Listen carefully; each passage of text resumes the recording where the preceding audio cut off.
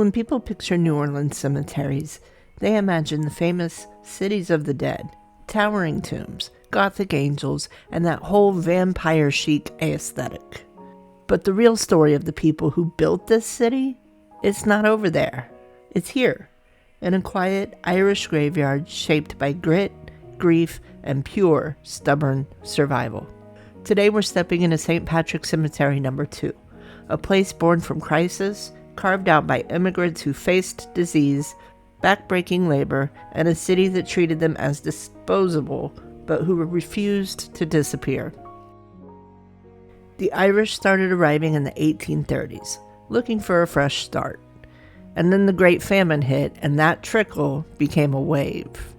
Instead of opportunity, they found brutal poverty, anti-immigrant hostility, and the deadliest job in town, digging the new Basin Canal through mosquito-infested swamps. Yellow fever became their shadow. Locals called it the stranger's disease because newcomers died first and fastest. In the 1853 epidemic alone, nearly 8,000 people in New Orleans died, and the Irish community was devastated. Walk these rows and you'll see it immediately. Humble vaults, weathered coping graves, rows of names ending in O, O'Brien, O'Rourke, O'Mahony, and the dates. So many clustered in those epidemic years, whole families gone within weeks. This cemetery isn't decorated like the famous ones down in the quarter, but it doesn't need to be. This ground is a record, a ledger of loss etched into stone. The Irish didn't fold. They fought back with community. Father James Mullen, the fiery priest who championed his people, built St. Patrick's Church and secured this cemetery in 1841. It wasn't just land, it was identity.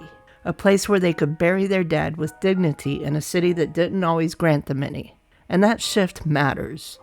St. Patrick No. 1 is chaos from the plague years. Hurried burials, simple brick markers. But here in No. 2, you see the beginnings of prosperity.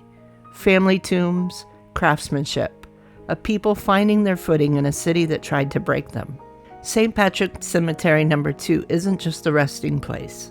It's proof of survival, a monument to the Irish who helped build New Orleans brick by brick, street by street, and paid for it with their lives.